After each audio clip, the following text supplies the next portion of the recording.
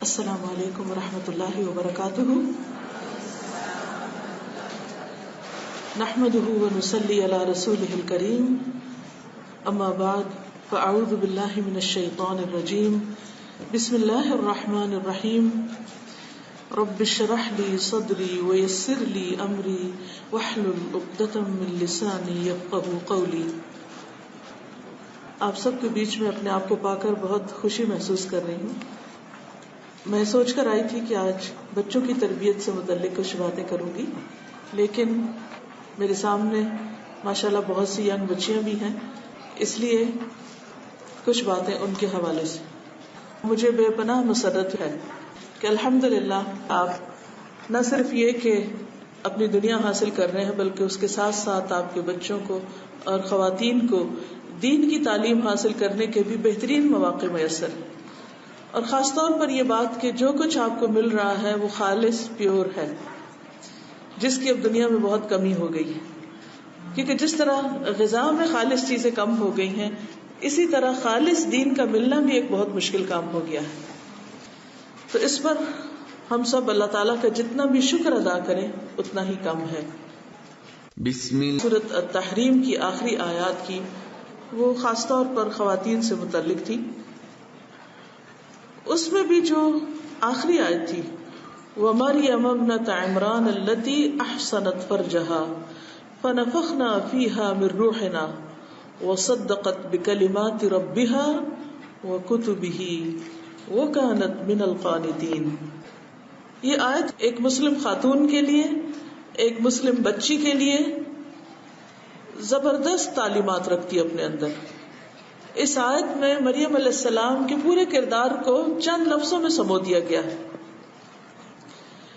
بہترین کوالٹیز ہمارے سامنے رکھ دی گئی اور ہم سب کے لیے مریم علیہ السلام ایک بہترین رول ماڈل ہے. مریم علیہ السلام کی والدہ حنہ بنت فاقور، آپ سب جانتے ہیں کہ وہ کتنی نیک خاتون تھی، جنہوں نے اپنی اس بچی کو جب یہ ماں کے پیٹ میں تھی تو اللہ کے لیے آزاد کرنے اور اللہ کے لیے وقف کرنے کا عہد کیا تھا. اور اللہ سبحانہ وتعالیٰ نے ان کی یہ تمنا، آرزو اور نظر بہت اچھی طرح قبول فرمائی. اور پھر جب مریم علیہ السلام کی ولادت ہوئی تو ان کی تعلیم و تربیت کا بھی بہترین انتظام فرمایا. وَأَنبَتَهَا نَبَاتًا حَسَنًا، اللہ نے خود ان کی تربیت کا ذمہ لیا اور ان کو بہترین طور پر ایک بہت اچھی بچی بنا کر اٹھایا، کیونکہ ان سے ایک بڑا کام لینا تھا. اور وہ کام کیا تھا؟ عیسیٰ علیہ السلام کی ولادت بغیر باپ کے. بہت بھاری ذمہ داری تھی ان پر. بہرحال وہ عام بچیوں سے مختلف طریقے پر ایک خاص ماحول میں پلی. ان کے آس پاس نیک لوگوں کی صحبت تھی. زکریا علیہ السلام ان کے کفیل تھے. وہ ان کی ضروریات یعنی دنیاوی یا مادی ضروریات پوری کرنے کے ذمہ دار تھے، لیکن اس کے باوجود اللہ سبحانہ وتعالیٰ نے ان کے لیے بہترین رزق کا انتظام کیا. آج کی گفتگو خاص طور پر اس ایک آیت کے حوالے سے کروں گی. وَمَرْيَمَ ابْنَتَ عِمْرَانَ، اور مریم جو عمران کی بیٹی تھی، ان کی خاص خوبی کیا تھی؟ وہ کس چیز سے پہچانی گئی؟ وہ اپنی پاک بازی کی وجہ سے، پاک دامنی کی وجہ سے، اپنے حیا کی وجہ سے، اپنے آپ کو ہر برائی سے بچانے کی وجہ سے. اور خاص طور پر اللہ تعالیٰ نے واضح طور پر واضح الفاظ میں اس کا ذکر فرمایا، التی احصنت فرجہا، جس نے اپنی شرمگاہ کی حفاظت کی تھی، یعنی اس نے کوئی غلط کام نہیں کیا تھا. ایک لڑکی کے لیے، ایک عورت کے لیے جو اس کی سب سے بڑی خوبی ہو سکتی ہے وہ کیا ہے؟ پاک بازی، پاک دامنی، کہ وہ پاک دامن ہو، محسنہ ہو. اس کے شادی سے پہلے کسی مرد سے تعلقات نہ ہو، کسی لڑکے کے ساتھ دوستی نہ ہو، کسی کے ساتھ وہ محبت کی پینگیں نہ بڑھائے. والدین تو چاہتے ہیں کہ اپنی بچیوں کو پروٹیکشن دیں، لیکن بعض اوقات ماحول کے اثرات سے ایسے ایسے فتنے سامنے آتے ہیں کہ انسان کی عقل دنگ رہ جاتی. اور آج کے دور میں گھر کے اندر ایسی چیزیں موجود ہوتی ہیں. ٹیلی ویژن بھی اب بہت پیچھے رہ گیا ہے، موویز بھی پیچھے رہ گئی ہیں. انٹرنیٹ کے فتنے سے جو کچھ سامنے آ رہا ہے اور جس طرح پورنوگرافی اور فحاشی اور بے حیائی اور ہر قسم کی تصویروں سے اور ہر قسم کی اریاں چیزوں سے ہماری ینگ نسل کو ایکسپوز کیا گیا ہے، یہ ایک بہت بڑی آزمائش ہے. اور خصوصاً اس وقت جب بچیوں کی شادی نہیں ہوتی ہے، شادی میں تاخیر ہو جاتی ہے اور جوانی کی عمر ڈھلنے لگتی ہے، تو ان کے لیے آزمائش اور بھی بڑھ جاتی ہے. لیکن آپ دیکھیے کہ اللہ سبحانہ وتعالیٰ نے مریم علیہ السلام کی تعریف کتنے خوبصورت الفاظ میں کی، اور سب سے پہلے یعنی آگے بھی ان کی تعریف میں چیزیں آ رہی ہیں، لیکن جو پہلا ان کو کریڈٹ ملا یا پہلا جو آنریبل لقب ان کو ملا یا ان کی تعریف کی گئی، وہ کیا تھی؟ التی احسنت فرجہا. اس لیے میری پیاری بیٹیوں، پیاری بہنوں، ہم سب کو اپنے آپ کو اس معیار پر قائم رکھنا ہے. اپنی عزت، اپنی حیا کی حفاظت کرنی، اپنے جسم کی حفاظت کرنی. اور سورۃ الاحزاب کی خوبصورت آیت جس میں ازواج مطہرات کا کردار بتایا گیا، ازواج مطہرات کو بھی کیا حکم دیا گیا؟ وَقَرْنَ فِي بُيُوتِكُنَّ وَلَا تَبَرَّجْنَ تَبَرُّجَ الْجَاهِلِيَّةِ الْأُولَى، کہ اپنے گھروں میں ٹک کر بیٹھی رہو اور دور جاہلیت کا تبرج یعنی اپنی زیب و زینت اور اپنے خوبصورتی، اس کا اظہار نہ کرو، اس کو ظاہر نہ کرو. اور وہ ہمارے لیے بہترین رول ماڈلز ہیں. پہلی قوموں میں سے حضرت مریم، حضرت آسیہ جن کا ذکر سورۃ التحریم کے آخر میں آتا ہے، اور پھر نبی صلی اللہ علیہ وسلم کی ازواج اور بنات. ان سے بڑھ کر اس امت میں معزز اور چنا ہوا کون ہو سکتا ہے؟ ان سے بڑھ کر کس کی شان ہو سکتی، یعنی خواتین میں سے کس کا مقام اور مرتبہ ہو سکتا ہے، جن کو اللہ سبحانہ و تعالیٰ نے اپنے حبیب محمد صلی اللہ علیہ وسلم کی زوجیت کے لیے چنا.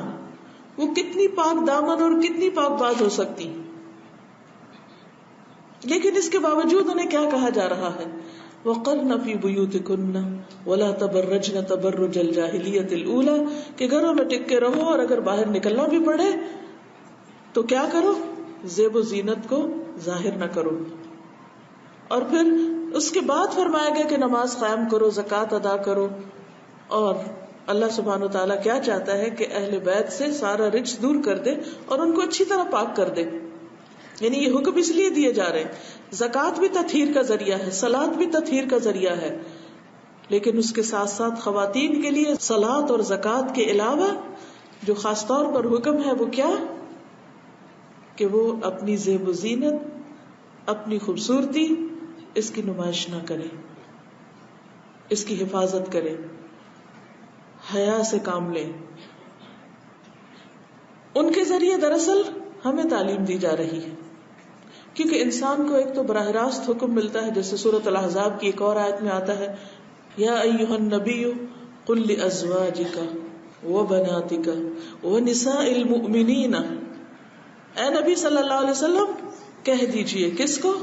لازواجک، اپنی بیویوں کو، وبناتک، اور اپنی بیٹیوں کو، اور صرف اپنی بیویوں اور بیٹیوں کو نہیں، ونساء المؤمنین، اور ساری مومن عورتوں کو کیا کہہ دیجئے؟ یدنین علیہن من جلابیبہن، یدنین علیہن، کہ اپنے اوپر سے اپنی چادروں کے پلو لٹکا لیں، من جلابیبہن. ازواج مطہرات، بنات محمد صلی اللہ علیہ وسلم اور ساری مومن عورتوں کے لیے یہ حکم ہے. یہ بھی کیوں حکم دیا جا رہا ہے؟ مردوں سے زیادہ عورتوں کے لیے، یعنی مردوں کے لیے بھی صلاۃ اور زکوٰۃ ہے، عورتوں کے لیے بھی صلاۃ اور زکوٰۃ ہے، لیکن عورتوں کے لیے ایک حکم زائد بھی ہے، اور وہ حکم کیا ہے؟ اپنی حیا کی پاسداری، اپنے لباس اور اپنی زیب و زینت، ان تمام چیزوں میں اللہ سبحانہ وتعالیٰ کے احکامات کی پابندی. لیکن صرف لباس اور صرف ایک خاص سٹائل بنا لینے سے بھی بات نہیں بنتی جب تک دل کے اندر حیا نہیں. یہ تو حیا کے تقاضے پورے کرنے کے لیے ایک آؤٹر گارمنٹ ہے، لیکن اصل چیز پھر کیا ہے؟ کہ دل کے اندر حیا ہو، آنکھوں میں حیا ہو، کیونکہ جب تک اندر حیا نہیں، دل کے اندر اللہ کا ڈر نہیں ہوگا، تقوی نہیں ہوگا، تو آپ نے دیکھا ہوگا کہ بعض اوقات عورتیں پوری کی پوری ڈھکی ہوتی ہیں، اس کے باوجود غلط کام کر رہی ہوتی ہیں اور وہ دوسروں کے نوٹس میں بھی آ رہا ہوتا ہے. برقع پہن کے حجاب کے اندر بھی وہ مردوں سے اس طرح چہک چہک کے باتیں کرتی ہے کہ جس سے منع کیا گیا ہے. تو ضرورت اس بات کی ہے کہ ہم ایمان کے تقاضوں کو پورا کریں. ایمان کی 70 سے اوپر کچھ شاخیں ہیں، جن میں سے ایک شاخ حیا ہے. حدیث کے مطابق حیا جب دل سے نکل جاتا ہے تو ایمان بھی چلا جاتا ہے. حیا اور ایمان لازم و ملزوم ہیں، ساتھ ساتھ ہیں. اگر حیا ہے تو ایمان ہے، ایمان ہے تو حیا بھی ہوگا. لیکن اگر حیا رخصت ہو گیا تو ایمان بھی رخصت ہو گیا. اور حیا سارے نیک اعمال کی بنیاد میں ہے، کیونکہ جب انسان کے اندر حیا نہیں رہتا، اذا لم تستحی فاصنع ما شئت، جب تمہارے اندر حیا نہیں تو پھر جو چاہو کرو. تو حیا انسان کو خوبصورت بناتا ہے، حیا انسان کو نیکی پر اکساتا ہے، حیا انسان کو بری عادات، برے اخلاق، برے معاملات اور برے کاموں سے روکتا ہے. وہ ایک نفسی حالت ہے، یعنی انسان کے اندر کی ایک ایسی کیفیت ہے، وہ اندر کا ایک ایسا احساس ہے کہ جو انسان کو مجبور کرتا ہے کہ وہ اپنی زبان، اپنے ہاتھ، اپنی نگاہوں، اپنے کانوں، اپنے قدموں سے کوئی غلط کام نہ کرے، روک لیتا ہے، کھینچ لیتا ہے. یعنی حیا برائیوں، برے اخلاق اور برے کردار کے لیے ایک رکاوٹ بن جاتا ہے، ایک آڑ بن جاتا ہے، اور اس طرح انسان کو خوبصورتی دیتا ہے. حیا کا لفظ بھی آپ دیکھیے تو حیات سے ہے. حیات کہتے ہیں زندگی کو. تو یہ کس کی زندگی ہے؟ حیات القلب ہے، دل کی زندگی ہے. کیونکہ اگر حیا ختم ہو جائے، مر جائے، نکل جائے تو پھر انسان کا دل بے حس ہو جاتا ہے. پھر انسان ہر طرح کی برائیاں کرنے لگتا ہے اور وہ برائیاں اس کے دل کو سخت کر دیتی ہیں. پھر انسان گناہ کرتا ہے اور اس کو احساس بھی نہیں رہتا. آپ نے دیکھا ہوگا کہ جن لوگوں نے ایک بڑی عمر میں جا کر اپنے آپ کو ڈھانکنا شروع کیا، حجاب وغیرہ کیا، تو اگر وہ اپنا پاسٹ دیکھیں تو بہت سے لوگوں نے اپنا تجربہ مجھے یہ بتایا ہے کہ ان کا کہنا یہ ہے کہ ہمیں تو کبھی احساس بھی نہیں ہوا تھا کہ ہم غلط کر رہے ہیں. حالانکہ اللہ تعالیٰ نے انسان کی فطرت میں حیا رکھی ہے. چھوٹے سے بچوں کو بھی آپ دیکھیں کہ اگر ان کے نکر ذرا نیچے لگے تو کھینچنے لگتے ہیں. بعض بچے سوتے ہوئے بھی اپنے کپڑے ٹھیک کر رہے ہوتے ہیں، شرم آتی ہے ان کو. چھوٹے چھوٹے بچے آپ نے دیکھا ہوگا کہ کس طرح وہ لوگوں کے آگے آنے سے شرماتے ہیں، اپنا منہ ڈھانک لیتے ہیں، اپنے منہ اپنے ماں کے گودی میں چھپانے لگتے ہیں. آپ کسی چھوٹے سے بھی بچے کو جس کو بھی بولنا بھی نہیں آتا، آپ اس کو کہیں ادھر آؤ میں اٹھاؤں تمہیں، تو ایک دم کیا کرتا ہے؟ شرما کے اپنا منہ دوسری طرف کر لیتا ہے، کیونکہ وہ آپ کو اجنبی محسوس کرتا ہے، تو آپ سے حیا کرتا ہے. تو یہ انسان کے اندر اللہ نے فطری طور پر یہ چیز رکھی ہے. لیکن بعض اوقات ہماری فطرت کے اوپر پردے پڑ جاتے ہیں. کس چیز کے؟ ماحول کے، اثرات کے، اور معاشرے کے مختلف جو رسم و رواج اور کلچر ہوتا ہے، ایک کے بعد ایک لیئر آنے لگتی ہے. حدیث میں آتا ہے نا کہ کل مولود یولد علی الفطرہ، ہر بچہ فطرت اسلام پر پیدا ہوتا ہے. لیکن کیا ہوتا ہے؟ فَأَبَوَاهُ يُحَوِّدَانِهِ او يُنَصِّرَانِهِ او يُمَجِّسَانِهِ، پھر اس کے ماں باپ اس کو یا یہودی بنا دیتے ہیں، یا عیسائی بنا دیتے ہیں، یا مجوسی بنا دیتے ہیں. اور جن کے ماں باپ مسلمان بھی ان کو بناتے ہیں تو بعض اوقات کلچر، آباء و اجداد کی پیروی اور تقلید اور رسم و رواج کی وجہ سے وہی بنا دیتے ہیں جو ان کا ماحول ہوتا ہے. تو پھر وہ جو اصل اللہ نے حیا رکھی یا ایمان رکھا انسان کے اندر، دین کی خواہش رکھی یا اپنی ایک پہچان رکھی، وہ ساری پردے میں چلی جاتی ہے، وہ چھپ جاتی ہے. پھر انسان بے حس ہو جاتا ہے، اس کو احساس بھی نہیں رہتا کہ وہ غلط کام کر رہا ہے. تو اسی لیے کہا گیا کہ جب تم حیا نہ کرو پھر جو جی چاہے کرو، کیونکہ انسان پھر نڈر سا ہو جاتا ہے اور بے پرواہ ہو جاتا ہے. اس لیے ہم سب کو اس چیز کی کوشش بھی کرنی ہے، دعا بھی کرنی ہے، اور شعوری طور پر اس کیفیت کو اپنے اندر لانا ہے. تو حیا جو ہے ایسے کام کرواتا ہے انسان سے جس پر اس کی پکڑ نہیں ہوتی، یا جس سے وہ عیب دار نہیں ہوتا. دوسرے لفظوں میں حیا انسان کو عیب دار ہونے سے بچاتا ہے. اب یہ جو عیب ہوتا ہے، برائی جو ہوتی، بد اخلاقی جو ہوتی، یہ انسان کو کیا بنا دیتی؟ انسان کی ویلیو گھٹا دیتی. جس کے اندر حیا ہوتا ہے وہ اس کو ایسی برائیوں سے بچاتا ہے. لہذا نتیجہ تن کیا ہوتا ہے کہ انسان کے اندر بہت سی خوبیاں پیدا ہو جاتی. اب آپ دیکھیے کہ انسان کو کس کس چیز سے حیا کرنا چاہیے. پہلی چیز یہ ہے کہ انسان کو اللہ تعالیٰ سے حیا کرنا چاہیے، اللہ تعالیٰ سے شرمانا چاہیے. وہ کس طرح؟ جیسے حدیث میں آتا ہے کہ اللہ سے حیا کرو جیسا حیا کرنے کا حق ہے. تو لوگوں نے کہا کہ ہم سب تو کرتے ہیں. فرمایا یہ نہیں، اللہ سے حیا کرنا یہ ہے کہ انسان اپنے سر اور جو کچھ اس کے اندر ہے اور اپنے پیٹ اور جو کچھ اس کے اندر ہے اس کی حفاظت کرے. سر کے اندر کیا ہے؟ دماغ ہے، خیالات ہیں. پیٹ کے اندر کیا ہے؟ کھانا پینا اور شرمگاہ ہے، اور انسان کے سینے میں اس کا دل ہے. تو گویا دل میں جو خیالات آتے ہیں، پیٹ میں جو لقمہ لے کے جاتا ہے، اور انسان کے جو ازدواجی تعلقات ہیں یا انسان کے جو مرد اور عورت کے تعلقات ہیں، ان کے اندر بھی ایک حیا ہو. اور یہ حیا اللہ تعالی سے ہو.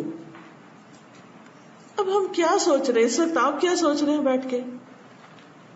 کوئی نہیں جانتا. کون جانتا ہے؟ صرف اور صرف اللہ جانتا ہے. ہمارے دل میں کیا کیا خواہشات ہیں، کیسے کیسے خیالات ہیں، اس میں ایمان کی حرارت ہے یا نفاق کا اندھیرا ہے، اس میں کسی کے لیے حسد ہے یا حقد ہے یا غل ہے یا نفرت ہے، بغض ہے. کسی کو نہیں پتا، اللہ کو پتا ہے. اب ہم اپنے دل میں یہ چیزیں نہ رکھیں، یہ کیسے ممکن ہے؟ کب یہ ہو سکتا ہے؟ صرف اس وقت جب ہم اللہ سے حیا کرتے ہیں. دیکھیں کہ جب کسی نے آنا ہوتا ہے تو ہم ہر چیز صاف کرتے ہیں نا، گھر صاف کرتے ہیں نا. ہم ہر گندی چیز کو یا ڈھانک دیتے ہیں یا صاف کر دیتے ہیں یا چھپا دیتے ہیں، اس میں کپڑا ڈال دیتے ہیں. کیوں؟ کہ مہمان آ رہے ہیں، فلاں آ رہا ہے، وہ کیا کہے گا، کیا انہوں نے گھر کو کپڑ خانہ بنا رکھا ہے. اور جب کوئی جتنا اسپیشل آتا ہے اس کے لیے ہم اتنا اسپیشل پریپیئر کرتے ہیں اس کو، کہ وہ دیکھے گا تو کیا کہے گا. بندہ مومن بندوں سے زیادہ اپنے رب کے بارے میں سوچتا ہے کہ میرا رب میرا دل دیکھتا ہے، میری سوچوں سے واقف ہے، میں کیا کر رہا ہوں تنہائی میں، لوگوں سے چھپا کر، کسی کو نہیں پتا، اس کو پتا ہے، اس کو پتا ہے. مجھے یہ نہیں سوچنا. شیطان تو چاہتا ہے وسوسے ڈالے، لیکن جس دل کے اندر حیا ہوتا ہے، ایمان ہوتا ہے، وہاں شیطان کا تیر آ کے لگتا ہے وسوسے کا تو وہ ایمان کی حرارت اس کو جلا دیتی. اذا مسهم طائف من الشیطان تذکروا، فوراً ان کو ہوش آ جاتی. فاذا هم مبصرون، وہ دیکھنے لگتے ہیں کہ اوہ یہ کیا ہوا، یہ کیا چیز آ کے لگی. یعنی شیطان کا وسوسہ جو برا برا خیال ڈالتا ہے، چاہے وہ کسی انسان کے بارے میں ہو، چاہے کوئی بے حیائی کا خیال ہو، چاہے کوئی بری چیز ہو جس کے بارے میں ہمیں نہیں سوچنا چاہیے. ہم جب کچھ دیکھتے ہیں غلط، چاہے وہ ٹیلی ویژن پہ ہو یا کمپیوٹر کی اسکرین پہ یا فیس بک پہ یا کہیں پر بھی کسی بھی بری ویب سائٹ پہ، اماں ابا سو رہے ہیں، بہن بھائی بھی سو رہے ہیں، ہم اکیلے ہیں، ہمارے موبائل پہ ہے سب کچھ، ہم دیکھ رہے ہیں. کون دیکھتا ہے اس وقت؟ ہمیں کون دیکھ رہا ہے اس وقت؟ اللہ تعالیٰ. اگر حیا ہوگا، ایمان ہوگا تو فوراً انسان ڈر جائے گا. انسان سوچے گا ہے اللہ تعالیٰ کیا کہیں گے کہ اس نے اپنے دل کو کیسا کباڑ خانہ بنا رکھا ہے، اس کی نگاہیں کیا دیکھ رہی ہیں. میوزک سنتے وقت کیا خیال آئے گا؟ کسی کو نہیں پتا ہم کیا سن رہے ہیں. ہو سکتا ہے اماں کو دھوکہ دے رہے ہوں کہ ہم تلاوت سن رہے ہیں، لیکن ایک بٹن بدلنے کی دیر ہوتی ہے نا اسی گیجٹ سے، ادھر سے ادھر، اوپر سے نیچے کسی اور چیز پہ کلک کر دیں. کسی کو نہیں پتا، کوئی نہیں دیکھتا.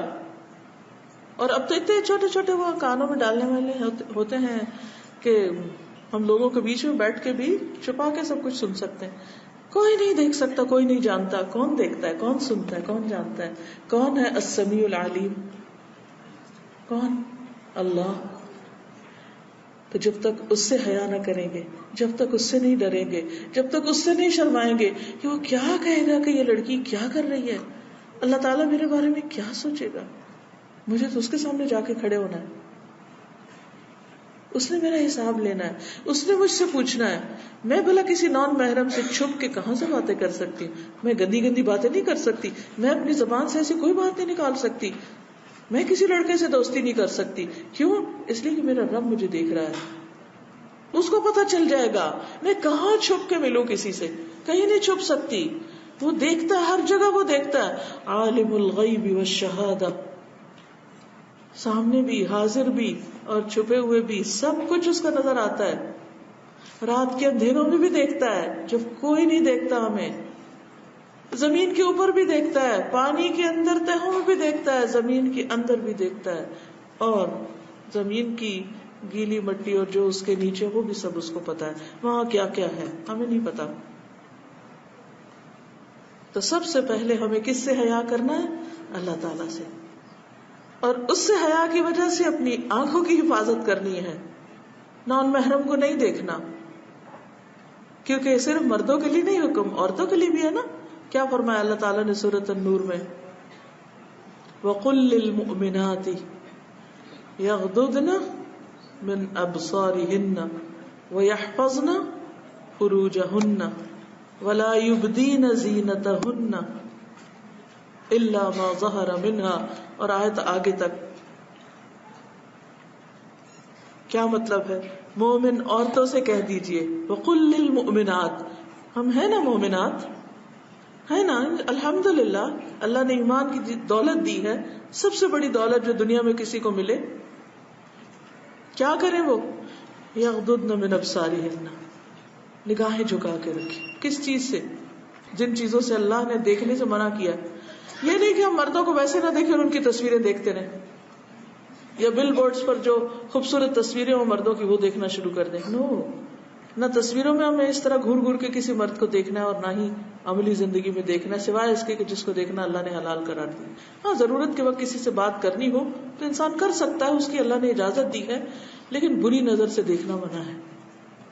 یعنی حیا والی نظر سے دیکھنا ہے, بے حیائی والی سے نہیں. وَيَحْفَظْنَ فُرُوجَهُنَّ, وہی صفت جو مریم علیہ السلام کی اللہ تعالیٰ نے بتائی, وہی ہم ہر مومن عورت کے لیے. زنا سے پرہیز, اپنے لباس کو اس طرح رکھنا کہ جس سے ہمارے قابل شرم حصے کسی کو نظر نہ آئے, سی تھرو نہ ہو, ٹائٹ نہ ہو کہ جسم کا ایک ایک حصہ الگ الگ نظر آ رہا ہو, گویا لباس پہنا ہی نہیں. کیونکہ حدیث میں آتا ہے نا کہ بہت سی عورتیں ایسی ہیں کہ جو لباس پہن کر بھی ننگی رہتی ہیں, اور ان کا انجام بھی بڑا ہولناک بتایا گیا ہے. آپ کو وہ حدیث یاد ہے جو مسلم میں آتی ہے کہ آپ صلی اللہ علیہ وسلم نے فرمایا تھا کہ میری امت کے 2 گروہ ایسے ہیں, صنفان من اہل النار لم ارہما, عورتوں سے متعلق, ونساء کاسیات عاریات ممیلات مائلات رؤوسہن کاسنمۃ البخت المائلہ لا يدخلن الجنة ولا يجدن ريحها وإن ريحها ليوجد من مسيرة كذا وكذا. کیا مطلب ہے؟ وہ عورتیں جو لباس پہنے ہوں گی مگر پھر بھی برہنہ معلوم ہوگی, لباس پہن کر بھی ننگی دکھیں گی, دوسروں کو اپنی طرف مائل کریں گی, اٹریکٹ کریں گی اپنے لباس کے ذریعے. ایسا لباس پہنے گی, ایسے چلے گی کہ دوسرے ان کی طرف مائل ہوں, اور خود ان کی طرف مائل ہوں گی, یعنی مردوں کے پیچھے جائیں گی. ان کے سر بختی اونٹ کے کوہان کی طرف ایک طرف کو جھکے ہوئے ہوں گے, یعنی سر کے سٹائل, اور پھر سر پہ بالوں کے سٹائل. اور کوہان کس طرح بنتی ہے؟ جب بہت بڑا جوڑا پیچھے بنا لیا جائے. یہ عورتیں جنت میں نہیں جائیں گی, بلکہ جنت کی خوشبو بھی نہ پا سکیں گی, اگرچہ جنت کی خوشبو اتنی اور اتنی دور سے آتی. متفق علیہ روایت ہے, حضرت ابو ہریرہ نے اس کو روایت کیا ہے. تو ہمیں اپنے لباس, اپنی چال, اپنی شرمگاہ, ان سب چیزوں کی حفاظت کرنی ہے. اور جو بھی اللہ تعالیٰ نے ہم پہ پابندیاں لگائی ہیں وہ دراصل ہمارے فائدے کے لیے لگائی ہیں, ہمیں محفوظ کیا ہے, ہمیں عزت بخشی ہے, تو اپنی عزت کی حفاظت کرنا ہے. اور یہ اسی صورت میں ہو سکتی جب انسان کے اندر یہ خیال آ جائے کہ میرا رب مجھے دیکھتا ہے، اللہ مجھے دیکھ رہا ہے، میرا شوہر نہیں دیکھ رہا، میرا بھائی نہیں دیکھ رہا، میرا باپ نہیں دیکھ رہا، میری ماں نہیں دیکھ رہی، میرے اور کسی کو نہیں پتا، لیکن میرا رب ہر جگہ دیکھ رہا ہے، میں کہاں چھپ سکتی ہوں؟ کہیں بھی نہیں چھپ سکتی. پھر آپ دیکھیے ملائکہ سے حیا. ملائکہ سے حیا کیا ہوتا ہے کہ انسان تنہائی میں بھی ننگا ہو کے نہیں بیٹھتا، کیونکہ انسان اگر اپنے جسم کے بھی قابل شرم حصوں کو بار بار دیکھے، یعنی ایک تو نا ضرورت نہاتے وقت انسان نہا رہا ٹھیک ہے، لیکن اپنے جسم کو بھی شیشے میں دیکھنا یا اس کے ساتھ کھیلنا یہ بھی درست نہیں، کیونکہ جب انسان لباس اتارتا ہے تو فرشتے اس سے پرے ہٹ جاتے ہیں، وہ حفاظت میں نہیں رہتا، پھر پروٹیکشن سے باہر آ جاتا ہے، پھر شیطان قریب آ جاتا ہے اور انسان کے اندر بے حیائی کے خیالات ڈالتا ہے، تو اس لیے اس سے بھی بچنا چاہیے. پھر اسی طرح لوگوں سے حیا. لوگوں سے حیا کیا ہے کہ انسان صرف یہ نہیں کہ ان کے ڈر سے کوئی کام چھوڑ دے، بلکہ ان کے ساتھ ایسا معاملہ نہ کرے، ایسی گفتگو نہ کرے، ایسی بات نہ کرے کہ جو بدتمیزی اور بد اخلاقی میں آتی. آج کل آپ دیکھیے کہ ایک بہت بڑا ٹرینڈ ہو گیا کہ ہم نے بچوں کو بہت آزاد چھوڑ دیا کہ وہ جس سے بھی چاہے بدتمیزی سے بات کریں، اور ہم کہتے ہیں بہت کانفیڈنٹ ہیں، بہت آؤٹ اسپوکن ہیں، بہت یہ اب ماڈرن دور کے بچے ہیں، یہ جیسے بھی چاہیں بڑوں کا مذاق اڑائیں. نہیں، اس کی اجازت نہیں دی جا سکتی. بچوں کو حد الوسع بچپن سے ہی بڑوں کا ادب، احترام اور تمیز سکھانی چاہیے. منہ پھٹ ہونا کوئی خوبی کی بات نہیں، بدتمیزی سے بات کرنا کوئی بھلی بات نہیں. دوسرے کے ساتھ جب گفتگو کرے انسان تو اس کا مرتبہ اور مقام پہچانے. کس سے بات کر رہا ہوں، کیا بات کر رہا ہوں، کیوں کر رہا ہوں. اور اسی میں آتا ہے کہ نبی صلی اللہ علیہ وسلم نے ایک شخص کے بارے میں فرمایا کہ یہ اپنی قوم کا سب سے برا آدمی ہے، لیکن جب اس سے ملے تو بہت اچھی طرح ملے. حالانکہ آپ یہ کہہ سکتے تھے چونکہ یہ برا اس لیے مجھے اس کے ساتھ انتہائی بدتمیزی کرنی چاہیے. نہیں، کیونکہ اس سے ہمارے اخلاق پہ اثر پڑتا ہے. کوئی جیسا بھی ہے وہ اس کا معاملہ ہے، اس کا مسئلہ ہے، لیکن ہمیں کیسا ہونا چاہیے؟ باحیا ہونا چاہیے. ایسی بات نہیں کرنی چاہیے، چیخ چلا کے بات کرنا، بے دھڑک ہو کے دوسرے کا مذاق اڑانا، دوسرے کے ساتھ بدتمیزی کرنا، نہیں، ایسا نہیں. احترام سے بات کرنا. پھر یہ ہے کہ انسان اپنے نفس سے بھی حیا کرے، اپنے دل میں خود سے بھی خود بری باتیں نہ کرے، بلکہ ایسے خیالات کو جھٹک دے اور اس کی بجائے اچھے خیالات اپنے دل میں جنم دے. کیونکہ جیسی سوچ ہوتی ہے پھر وہی باتیں ہوتی ہے، ویسی گفتگو ہونے لگتی ہے، اور جیسی گفتگو ہوتی ہے پھر وہی ہمارے ایکشنز بننے لگتے ہیں. تو خود سے بھی حیا کرنا ضروری ہے.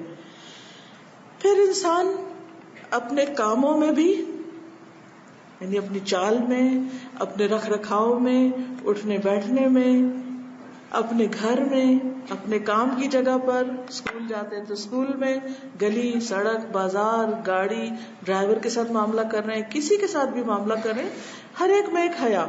پھر اسی طرح انسان کے اوپر جب خوشی کا وقت آئے تو یہ نہ کہے تو زندگی میں ایک دفعہ آیا. بہت سے لوگ، بہت لڑکیوں کو دیکھا ہے کہ جب شادی کا موقع ہوتا ہے تو اس وقت سب حیا کی حدیں پار ہو جاتی ہیں، اور کبھی مووی میکرز آ جاتے ہیں، کبھی غیر محرم رشتے دار آ جاتے ہیں، اور لڑکیاں بالکل پتلے کپڑے پہن کے پورا میک اپ کر کے زیور کر کے سب کے لیے نمونہ نمائش بن کے بیٹھ جاتی ہیں. یہ حیا کے خلاف ہے، یہ مطلوب نہیں ہے. وَلَا تَبَرَّجْنَ تَبَرُّجَ الْجَاهِلِيَّةِ الْأُولَىٰ میں آتا ہے. پھر اسی طرح یہ ہے کہ غم کے وقت بھی حیا، یعنی خوشی کے وقت بھی اور غم کے وقت. بعض لوگ ویسے کام ڈاؤن ہوتے ہیں، کام رہتے ہیں، کوائٹ ہوتے ہیں، بڑے ہمبل، بڑے اچھے، آپ ملیں تو بڑی عمدہ طریقے سے ملیں گے، لیکن جو ہی ان کے اوپر کوئی ایسا وقت آتا ہے جو ان کی مرضی کے خلاف ہوتا ہے، یا کوئی غم آ جاتا ہے، کسی کی وفات ہو جاتی ہے، کوئی نقصان ہو جاتا ہے، یا کوئی ہرٹ کر دیتا ہے ان کو، تو انتہائی بدتمیزی پہ اتر آتے ہیں اور اللہ تعالیٰ سے بھی نہیں شرماتے، اور شکوے شکایت کرنے لگتے ہیں اور برے برے لفظ منہ سے نکالنے لگتے ہیں. اگر کوئی جاہل ان کے ساتھ بدتمیزی کرے تو جواباً بدتمیزی شروع کر دیتے ہیں. قرآن مجید میں کیا کہا گیا ہے؟ وَإِذَا خَاطَبَهُمُ الْجَاهِلُونَ قَالُوا سَلَامًا.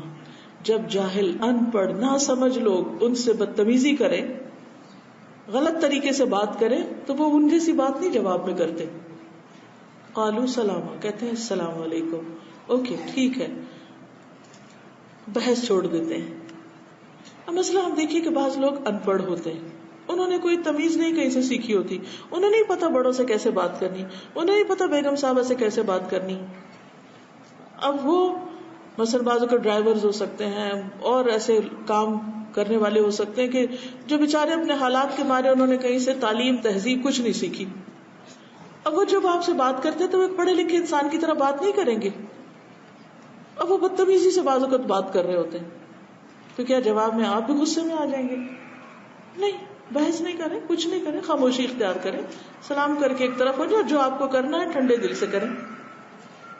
تو یہ حیا کے منافی ہے کہ انسان غم میں, پریشانی میں, تکلیف میں کیسا ہو جائے, بد اخلاقی پہ اتر آئے, بری باتیں زبان سے نکالے, یہ اس کو حق نہیں. پھر اسی طرح یہ ہے کہ اجتماعی معاملات میں جب ہم اکٹھے ہو کے کوئی کام کرتے ہیں, ٹیم ورک, ابھی مجھے بہت خوشی ہوئی کہ اتنے نیشنلٹیز کے لوگ اکٹھے ہو کر یہاں پر آپ کام کرتے ہیں, بہت ہی اچھی بات ہے, بہت پسندیدہ ہے, مطلوب ہے. لیکن عام طور پر دیکھا گیا ہے کہ جہاں بھی 4 لوگ اکٹھے ہو کے کام کرتے ہیں, خصوصاً مسلمز, آپس میں ٹکرانے لگتے ہیں, جھگڑنے لگتے, چھوٹی چھوٹی باتوں پہ ناراض ہونے لگتے, چھوٹی چھوٹی باتوں پہ کام چھوڑ دیتے, چھوٹی چھوٹی باتوں پہ اختلاف کریں, چھوٹی چھوٹی باتوں پہ غیبت شروع کر دیتے. یہ سب بھی حیا کے منافی ہے. جو با اخلاق انسان ہوتا ہے, با اخلاق مومن ہوتا ہے, وہ ہر مومن کی قدر کرتا ہے.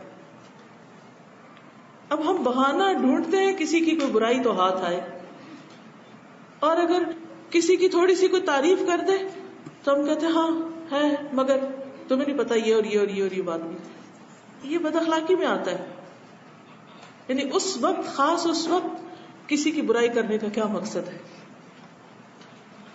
تو اجتماعی امور میں ایسا ٹیم اکٹھے ہو کر جب ہم کام کریں تو دوسروں کے جذبات کا خیال رکھیں, دوسروں کے نقطہ نظر کو بھی سن لیں. ہو سکتا ہے وہ آپ کے نقطہ نظر کے مطابق نہ ہو. کیا صحابہ میں مختلف امور پر اختلاف رائے ہوا تھا؟ کچھ چیزوں, کچھ معاملات میں ایک دوسرے سے رائے مختلف ہوئی تھی. اگر آپ قرآن مجید پڑھے, تفسیر پڑھے, تو بہت جگہ پر ابو بکر ایک بات کہہ رہے, عمر دوسری بات کہہ رہے. یہ نہیں کہ ابو بکر غلط تھے یا عمر غلط تھے, دونوں کا نقطہ نظر مختلف تھا. بعض اوقات حضرت عمر آپ دیکھیے کہ ایک جنگ کے موقع پر نبی صلی اللہ علیہ وسلم کو جب لوگوں نے آ کے شکایت کی پانی نہیں, کھانا نہیں, تو انہوں نے کہا کیا ہم اپنے اونٹ ذبح کر لیں؟ تو آپ نے فرمایا ٹھیک ہے کر لو.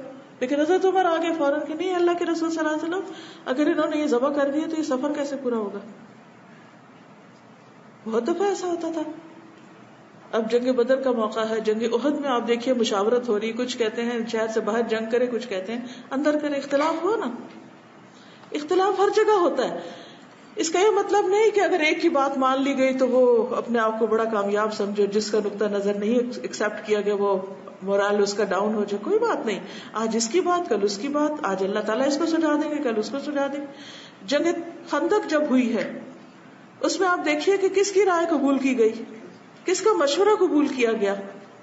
وہ ایک شخص تھا, کون تھے؟ سلمان فارسی. اور کامیاب ہوئے مسلمان, اللہ کی مدد آئی.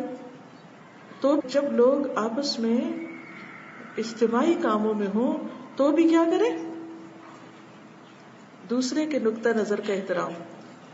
اس وقت اس کا دل نہیں توڑنا اور اس کو کاٹنا نہیں اور اس کو رد نہیں کرنا, بلکہ بہت اہم طریقے سے تنقید کا بھی طریقہ اختیار کرنا ہے. نبی صلی اللہ علیہ وسلم جو تھے وہ بہت زیادہ حیادار تھے, کنواری لڑکی سے بھی زیادہ حیادار تھے, اور کبھی کسی کو برا لفظ نہیں کہتے تھے, فاحش متفحش نہیں تھے, سب کا لحاظ کرتے تھے, دوسروں سے اچھی طرح بات کرتے تھے.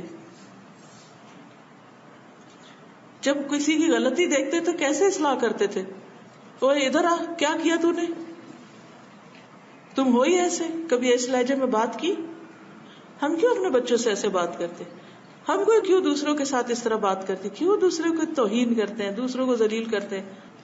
نبی صلی اللہ علیہ وسلم کیا جملہ بولتے تھے, ما بال اقوام یفعلون کذا وکذا, ما بال اقوام, لوگوں کو کیا ہو گیا ہے, ایسا کیوں کرتے ہیں, حالانکہ پتا ہوتا تھا کس نے کیا ہے. پن پوائنٹ کر کے نہیں کہتے تھے تم نے کیا, تم کیا کر رہے ہو, نہیں, ما بال اقوام. یہ ہے حیا. چونکہ وقت کم ہے اس لیے واپس آپ کو لے جاتی ہوں حضرت مریم کی باقی صفات پر. احسنت فرجہا فنفخنا فیہا من روحنا, اور کیا صفت تھی, وصدقت بکلمات ربہا وکتبہ, حضرت مریم نے اپنے رب کے کلمات اور کتب کی تصدیق کی. بحیثیت ایک مسلمان لڑکی کے, ایک مسلمان عورت کے, ہمیں کیا کرنا ہے, اللہ تعالیٰ کے کلام, اللہ تعالیٰ کے احکامات, اللہ تعالیٰ کی کتب قرآن مجید کی تصدیق کرنی. تصدیق کرنے کا مطلب کیا ہے کہ یا رب اس میں جو کچھ ہے کیا ہے, سچ, جو کچھ ہے سچ ہے. وَكَانَتْ مِنَ الْقَانِتِينَ, اور وہ قانتین میں سے تھی. ہم سوچے کیا ہم ہیں قانتین میں سے. ان المؤمنون والمؤمنات والمسلمین والمسلمات والقانتین والقانتات. قانتہ وہ مومن عورت جس کے اندر اطاعت کی خو ہے, عاجزی ہے, اور اطاعت میں دوام ہے, مستقل مزاجی کے ساتھ اچھے کاموں کی طرف چل رہی ہے قدم بقدم. تو ایک مسلمان عورت کی زندگی کے دو اہم دور ہوتے ہیں, ایک ہوتا ہے تیاری کا اور ایک ہوتا ہے پریکٹس کا. شادی سے پہلے ایک لڑکی مسلسل اپنے آپ کو تیار کرتی ہے, ایک بڑی ذمہ داری جو اللہ نے اس کو دی اس کو ادا کرنے کے لیے. جب شادی ہوتی ہے تو ایک اچھی مسلمان بیوی, اچھی مسلمان ماں بنتی ہے. لیکن ان دونوں اچھی کوالٹیز کے لیے کیا چاہیے, حیا, تقوی اور اللہ کے کلمات کی تصدیق اور اس کی کتاب کی تصدیق. اس لیے بچیوں سے میں کہوں گی کہ وہ شادی سے پہلے دین کا اچھی طرح مطالعہ کریں, اور خصوصاً ایک اچھی بیوی اور ایک اچھی ماں کیا ہوتی ہے اس پر ضرور توجہ دیں, تاکہ جب آپ اس رول میں آئیں تو اس وقت ہاتھ پاؤں نہیں مارو کہ اب ہم کیا کریں, کیسے کریں. ہم اپنے بچوں کو دنیا بھر کے ہنر سکھاتے رہتے ہیں, لیکن جو کام انہیں کرنا ہی کرنا ہے اس کی طرف توجہ نہیں دیتے. تو میری دعا ہے کہ اللہ تعالیٰ ہم سب کو وہ کرنے کی توفیق دے کہ جو واقعی ہمارے لیے نفع کا باعث ہو, اور مسلمانوں کے لیے بھی نفع کا باعث ہو, اور تمام دنیا کے انسانوں کے لیے بھلائی کا باعث ہو. اللہ تعالیٰ آپ سب سے راضی اور خوش ہو. آپ سب کے پیشنس کا شکریہ. جزاکم اللہ خیرا. السلام علیکم ورحمۃ اللہ وبرکاتہ.